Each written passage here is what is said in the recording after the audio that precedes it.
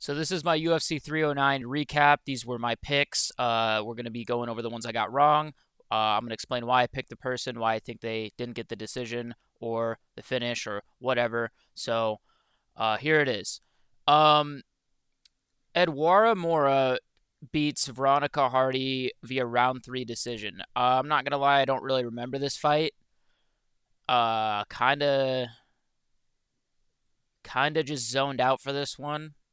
I remember a bunch of people were picking Hardy, and I remember it being somewhat of a competitive fight, but a lot of people were picking Hardy because I think she trains with Dan Hardy. I think that's her husband. And people were like, yeah, like she's definitely gonna go out and smoke Edwara Mura. I don't even know why I picked Mora. I'm not even gonna lie. I kind of just picked this fight. I got it right. Round three decision. Cool. Uh, Not really much to say about the fight, but it started somewhat late from what I remember. I mean, they said that the event was going to start at 3 and this fight was on at like 3:45. So, it took them a while. Chael was yapping on commentary. That's fine though. Whatever. Up the card, Oban Elliott versus Basil Hafez. I picked Oban Elliott via decision, and it looked like it was going there until he dropped him badly with a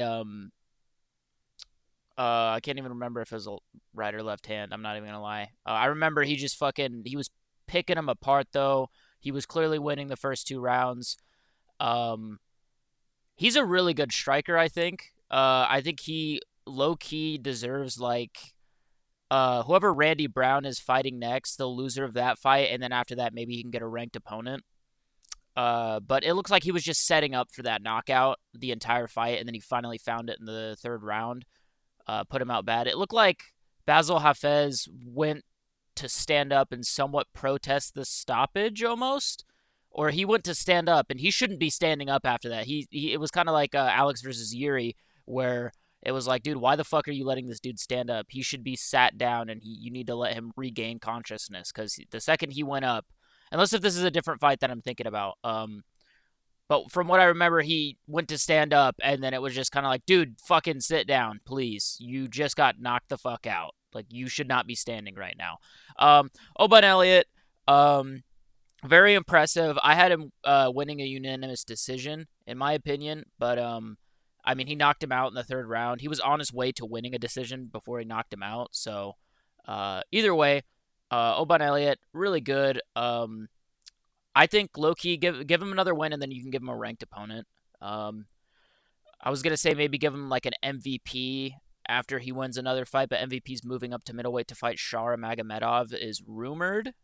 So I don't know what we're doing there, but I think he deserves like a ranked opponent after this one for sure. Up the card, Brahimaj versus Mickey Gall. A lot of people are picking Mickey Gall, but dude, he was 7-6 overall, and I think he was like 6-6 in the UFC. Let's actually just double check this. Yeah, he's 7-7 now. Yeah, he was 6-6 in the UFC, and now he's 6-7. I had Brahimaj just by a decision. I didn't think he was gonna knock him out, but he got the knockout. Good for him. Uh, he trains with Bilal Muhammad, so he's pretty good. And it's like he trains with Bilal, but he actually has some power in his fists, which is kind of crazy. I figured if you're training with Bilal, you might kind of incorporate Bilal's style of pressure wrestling. Um, but whatever. Yeah. If you're picking Mickey Gall, I don't know what to tell you. I mean, he's kind of just shit. He's definitely. I felt bad for him after the fight because he looked very sad, but like at the same time, like what are you doing with your life? You're old. You're now barely positive. No, you're negative in the UFC, positive in your overall MMA career. He loses one more MMA fight, he's negative in his MMA career. Um, I don't know. I knew Brahimaj isn't the best fighter, and that's why a lot of people were picking Mickey Gall. But Mickey Gall is just terrible. I mean, you look at his previous fights. He lost to Mike Mallet, Alex Morono. Mike Perry's decent. He wasn't the greatest in the UFC. Diego Sanchez and Randy Brown, whenever he fights somebody who isn't absolutely trash, he loses. I mean, yeah, he beat Sage Northcutt. Look at the dude's physique, bro. He beat Sage Northcutt. Whoa, that's so crazy. I think Sage Northcutt's in 1FC. now, and I mean he beat fucking CM Punk. Congratulations. I just didn't trust him to get it done. So yeah, he was also on a 3-fight losing streak, now a 4-fight losing streak. I just didn't trust him to get that one done. Uh, I mean, I don't mind a Mickey Gall pick because it is like he is fighting for his career, but at the same time, that can also lead to a lot of issues. You get inside your own head, you're fighting for your career, and yeah, never really turns out um, that good. Up the card, Marcin Tybura versus Yonata Deniz. Um, well, I thought Deniz looked pretty good in the first round. I think he ended up losing the first round though because Tybura got on top of him and basically smothered him after I think he hurt Tybura and then he was like he had like full guard on him and then he like went for like a leg lock or something. This fight is very fuzzy in my brain. I'm sorry. Um went for like a leg lock or something or like a knee bar or some submission revolving around the dude's leg. Can't really remember. And then Tybura proceeds to lay on him for the rest of the round. Then in the second round, Tybura is basically just laying on this dude. I'm pretty sure he took him down and just decided to lay on him for the entire round till the very last like 30 seconds where he starts elbowing the fuck out of Yonata Deniz. And uh, then um, after elbowing him, Loki could have stopped it in the last like 10, 5 seconds, but I think Herb Dean was reffing it. Herb Dean likes somewhat, I wouldn't say late stoppages, but he likes stoppages where it's very clear the dude was out of there. Sometimes late stoppages. Um, but he survives and then goes to his corner, barely stands up. His cornerman actually picked him up, which I feel like is a disqualification. I feel like he wasn't conscious enough to stand up on his own, but his cornerman picked him up, grabbed his hand, and helped him up. And then the doctor comes in and stops it. I don't know if it was due to a cut or just the fact that he was really concussed. Not 100% sure. Uh, I don't know. I guess Tybura wins a couple more. Hey, Aspinall rematch or some shit. I don't even care. Uh, good for Tybura. Deniz should be looking at like an Austin Lane maybe, somebody just outside the rankings. I unless if he's already fought him, I'm not gonna lie. I don't really. Let's check. Yeah, he already fought Austin Lane. Never mind. That's why his name was in my brain is because he fought him. I mean, undefeated prospect gets out of there, loses for the first time. I don't know. Match him up with somebody. I don't think he should be looking at like in the rankings anymore, but yeah, kind of a weird stoppage, but I don't know. I don't know if it was just because he was concussed or there was cuts because I know he had some cuts just below his eye, on his nose, above his eye. I don't think it was due to any of the cuts. I think he was just concussed. So up the card, David Onama versus fucking Roberto Romero. Dude, this fight was a fucking banger in the first round. I mean, dude, Romero, I know he stepped up on short notice and got signed to the UFC. Keep this dude. If he fights like this in his next couple fights, dude, keep this dude. For sure keep him, bro. He fucking he had like knocked down Onama and almost sinked in a rear naked choke, and then Onama survives it, and then later in the round, Onama knocks him down, went for like a submission as well. Very back and forth, and then I'm pretty sure Onama just in the later two rounds basically just got on top of him and controlled him for the rest of the fight. But first round was fucking insane. Keep Roberto Romero. I know he's short notice. He's probably on like a 2-fight contract because it's short notice in the UFC, but I think you could honestly I think you should keep this dude. Give him like a I think a Jonathan Pierce, like some of the people that Onama has fought. Let's check like a Jonathan Pierce, yeah, or like a I don't know about a Nate Landwehr, but like somebody this guy's fought who's kind of not near the rankings. I feel like Onama's like one fight away from getting a ranked opponent, in my opinion. He wins one more, he's probably looking at like a Bryce Mitchell or something. Um, yeah, either way, fucking insane. I picked Onama. Onama got it done. Romero though, this dude, what a fucking G. I mean, he showed up and yeah, I mean, what a fight in the first round, and then Onama just basically controlled him for the rest of the fight. But either way, dude, Good for Romero. He made a statement. I think they're going to keep him in the UFC. If he looks good in his next fight, I think they might keep him on. Because I'm assuming on short notice he's probably on like a 2 fight contract or something like that. Um, Up the card, Jim Miller versus Damon Jackson. I didn't have him via guillotine, which was insane. Um, yeah, I had him by round one TKO. I thought he would put him away early because Jim Miller's pretty explosive early into fights. But dude, he fucking Jackson went for like a takedown, I'm pretty sure, and then Jim Miller just fucking did a Charles Oliveira, fucking pulled that guillotine, fucking got the triangle with his the body triangle, and just cranked on the neck, and then Jackson had to tap. Yeah, dude, good for Jim Miller. Great to see him back in the win column. Um, he says he's thinking about UFC 350. I think in his post fight interview. Um, or no, his it was at the press conference. I think he said, "Oh, somebody said, oh well, AI said that you're gonna be on UFC 400." He was like, "Fuck no, I'm gonna be old as hell." And maybe UFC 350 or something. Good for him though. I mean, Jim Miller gets it done. Great for Jim Miller. Damon Jackson retired. Uh, Good for him.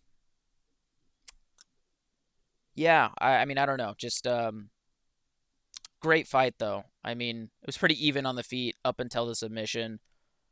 Good for Jim Miller. We love Jim. We love a Jim Miller win. Um, Up the card, Jonathan Martinez did absolutely nothing in the first 2 rounds. Uh, Getting pieced up by Marcus McGee. I thought because he looked decent against Jose Aldo, he would put Marcus McGee away or at least win a unanimous decision. Nope. Uh, yeah. Had him hurt with the leg kicks, could have finished him with the leg kicks in the 3rd round, decided just not to go for the leg kicks. But Marcus McGee was backing up and making his, I think it was his back left leg, because I think yeah, back left leg, I think, was hurt badly to the point where if Martinez kicked it a couple more times, he could have gotten the finish. Leg kick TKO just like he did Adrian Yanez. But, nope. Never picking Martinez again. I liked Martinez. I thought he looked great. He's got insane low kicks, but I think he was just too scared of McGee's power and could have put him away in the 3rd with leg kicks, but he just kind of didn't really go for it. Like I was screaming at my screen saying, "Please go for those low kicks. You have him hurt." But no. Not really much else to say other than McGee's ranked now. Good for McGee. He's a little bit older, so I wonder what he's going to do. He's probably going to be looking. He's not going to be looking outside the rankings, but I think he definitely is going to be looking at a. He's definitely going to be looking at someone near his rankings, like a 15 or a 14, because if he beat Martinez, Martinez is ranked 13, so he's probably going to jump up to 13. He might be looking for like another somebody who's 15, 14, maybe 12. I don't know. Whatever. Either way, Mauricio Ruffy versus James Lontop. I had Ruffy by round 1 knockout, but I think he was just trying to style on him. He won a 30-26, I think. They give him a 10-8 in the 2nd round where he fucking dropped Lontop badly and just swollen black eyes, so much damage on Lontop's face. Lontop has heart, but I think he's going to get cut because now he's 0-3 in the UFC. I mean, he won on his contender series, and then he's like 0-3 in the UFC. And he's missing weight consistently. They're definitely cutting him. But good for Rufi. He called out Benoit Saint Denis, which I don't hate, but I think he should win another fight before he gets a ranked opponent.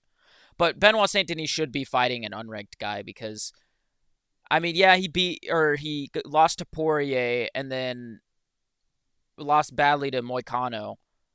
But like, oh, dude, but that's Poirier, dude. But it's like, yeah, he's still shown us, especially in the Moicano fight, that he's not ready for ranked opponents. He needs to fight somebody outside the rankings. But I don't know if Rufi deserves a ranked opponent just yet. He's 2-0 in the UFC. If you count Contender Series, then he's 3-0. But I don't know. Um, Impressive from him, but he was kind of just fucking with the dude the entire time. He wasn't really like, uh, I don't know. I don't know how to explain it. He was trying to be flashy, get a flash knockout, had him hurt in the second. Clearly won the 1, 2, and 3. I think 3 is arguable to on top, but either way, good for Rufi. Good prospect. Fighting Nerds, gym of the year, dude. These guys have given us so many entertaining fights. Prates, 4 walk-off knockouts in the UFC. Baralho knocked out Paul Craig and almost knocked out Cannonier, but woke him back up with a couple punches. Gene Silva, dude, I love these fighting nerds, bro. Definitely going to be tuning in no matter what. Like, I don't care if it's the birth of my first child. I'll tune in to watch fighting nerds because these guys are so fucking entertaining to watch. So, either way, up the card, Vivian Arwario versus Karine Silva. I picked Silva mainly because she was a favorite. I didn't really pay attention too much to this fight. But I think it was like 1-1 going into the third. But I think Karine Silva thought she was up 2-0, so she just pulled guard the entire time in the third round. Every time she got like kicked or hit, she would just jump on her back. Like, you're not Oliveira, little bro. Uh yeah, I don't know, just kind of kind of interesting, I guess. I don't know. Just all right. Not really much to say. This fight was kind of a snooze fest. Kind of slowed down the card a little bit, low key. I think low key the Martinez fight and the Rufi fight kind of slowed the card down a little bit after a bunch of finishes and exciting fights. I don't know. Not really much to say about this fight. Up the card, Bo Nickel versus Paul Craig. Dude, you couldn't put out fucking Paul Craig. I mean, I picked Nickel by round 1 TKO because I thought he would just sting him badly and then jump on some ground and pound. But the round 1 arguably could have gone to fucking Paul Craig. Uh, yeah, I don't really know. Bo Nickel, crowd was chanting overrated. Fair, good, boo this dude. That was a fucking really boring fight. After these last 2 fights, or 3 fights, that all went to decision. Not necessarily the Rufi fight because that fight was entertaining, but the Silva decision, or not the Silva, the Vivian Arwario decision and the Marcus McGee decision, bro, just slowing the card down. And then, yeah, I mean, I guess he got a unanimous decision win over Paul Craig, but I'm just gonna say it right now. This dude loses to like a Jack Hermanson or like a Joe Pyfer. Like, he's not everything people are saying he is. Like, everybody's like, dude, American wrestling versus Dagestani Sambo, dude. This guy fucking beats Kamzat. He's not beating Kamzat. Definitely fucking not. Not after that, bro. Hell no. I don't know. Kind of boring. Slowed the card down even more. Not really much to say other than Bo Nickel is. In my previous video, I said he's going to get fraud checked. I think low key, Paul Craig kind of fraud checked him in the sense that we kind of now know that Bo Nickel is not everything we've been saying he is. Or at least that Dana White has been telling us that he is. I don't know. Up the card, Oliveira versus Chandler. Okay, bro, this fight, I love Oliveira. If you know me, I love Oliveira. I'm a diehard Oliveira fan. Michael Chandler, bro, this dude was cheating so bad. Grabbing the gloves, grabbing the fucking fence, poking Oliveira in the eyes. Back of the head shots almost TKO'd him in the 5th due to it. You are a fucking piece of shit, Michael Chandler. You know you had no fucking chance, and you fucking smash in the back of Oliveira's head in the 5th round. Oh my, dude, that had me so worried. Oliveira survived it. We've seen a very patient Oliveira in this fight. Oliveira schooled him on the feet and in the grappling. Couldn't submit him. I thought he was going to get a round 2 sub, but yeah, No more fucking McGregor fight for you, Chandler. Give Oliveira the McGregor fight if he wants it, or give him like a title shot after this. I mean, I kind of don't like the fact that we're talking about a title shot for Oliveira, even though I love him so much. He's my favorite fighter. Like, if you know me, I die hard for Oliveira. Like, he's beat Benil Dariush, fought Arman, lost a split decision. I thought that fight could have gone to Oliveira, but I understand that it went to Arman. And then he wins one, and now we're talking about a title shot. It's kind of just like, bro, like, I kind of want to see one more win before a title shot. He kind of almost had it locked in, but then he pulled out of 294 due to a bad injury. A lot of people saying he was ducking. It's like, dude, he's the challenger. He's not ducking Islam. He wants Islam back. Like he wants that win back. You know, um, I don't know. Chandler's just a dirty fuck. Fuck you, Chandler. I hope you get fucking cut. They won't cut him. They'll probably keep him around. Maybe if he fights like a Dariush, he'll get the McGregor fight after that. I don't know. No money fights for this dude. No BMF fight. No nothing. Fuck you, Chandler. Fucking dirty motherfucker. I would pick fucking McGregor to beat that version of Chandler, low key. I know McGregor's been out for a while, but I'd pick McGregor to win that. Just how shit he looked. Had a moment in the fifth round after he fucking I don't know tried to TKO Charles to back of the headshots. He picked Charles was on his back. He picked himself up and slammed himself back 2 times. Good for you. Fuck you, Chandler. Fucking asshole. Jones versus Stipe. I knew this was gonna happen. I thought it was gonna be a decision. Jones spinning back kick TKO'd him to the liver. Stipe was looking good in the second round, bro. That's what worries me. This is why I think Aspinall beats Jones, is because Aspinall not only is knocking motherfuckers out in the first minute of every fight that he's in, other than Arlovsky, who he submitted in the second round. He, dude, like, he beats Jones. Old man Stipe, I'm pretty sure some judges scored it to Stipe in the second round.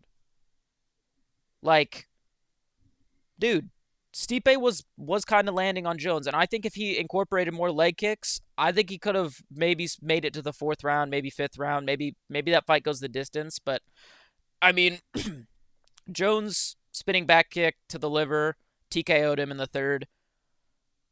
I don't know, dude. Jones loses to Aspinall. He says he's not retiring. I think he's been using this talk of retirement to maybe up his purse a little bit if he does fight Aspinall, because he knows Aspinall is a threat, and he's like, if I'm going to lose to Aspinall and gamble my legacy, um, what legacy? You're a fucking PED cheat and a wife beater. I don't care. And you're ducking Tom. I think he's like, if I'm going to risk my legacy, I need to be paid right. I need to, they need to pay me a good amount of money. So I don't know what he made off of this fight, but he's probably asking for like 1.5x. So like, let's say he made 10 mil in this fight, he's probably asking for like 15 mil. He probably asked for 20 mil to fight Aspinall, which is ridiculous. But I mean, he's got all the cards, so I don't know. Stipe looked decent, but at the same time, Stipe retired. Good for Stipe. He probably made a fucking fat amount of money off of this.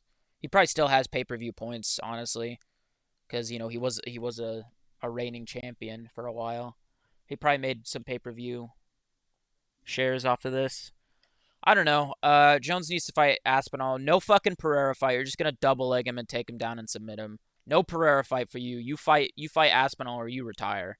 So that was all my picks. I think I went 9-12. Yeah, I only missed the Silva fight, the Martinez fight, and Deniz. I was picking Tybura, but I switched to Deniz last second. That's my cope a little bit. Picked Deniz last second, but I don't know. I did decent on picks though. Yeah, I mean, event was kind of boring other than Oliveira Chandler. That's what kept me awake. Love Oliveira. Good for you, Charles. Back in the win column. If Chandler actually beat Oliveira, I would have actually crashed the fuck out and probably Like I don't even think I can say what I wanted to do. Would have been a very rough night for me because I love Oliveira, especially if it would have been after Charles dominating him for the first like 4 rounds and then um getting TKO'd to back of the headshots. I would have actually lost my fucking shit. What was the ref doing? It was Peterson, the ref. Dude, you need to be fucking fired or investigated. You're a fucking piece of shit for letting that shit happen. No point deduction. Fuck you. And the glove grabbing and the fence grabbing like any other fighter. If the roles were reversed here and they want because they want Chandler to win and Oliveira was grabbing the cage, grabbing the gloves, back of the headshots, immediate point deduction. He would have had 3 points taken from him. So that's my event recap. Um, Good card. I think the prelims low key kind of carried this card. Main card was kind of dry other than Oliveira Chandler. Um, yeah, I don't know. Good for Oliveira. Good for Jones. Hopefully he fights Aspinall. I don't know. That was my entire UFC 309 recap. Let me know how you guys did on picks. Was there any fights you guys were impressed with or anything? Just leave a comment down below. We can yap about it. So thanks for watching, and I'll see you guys in the next one.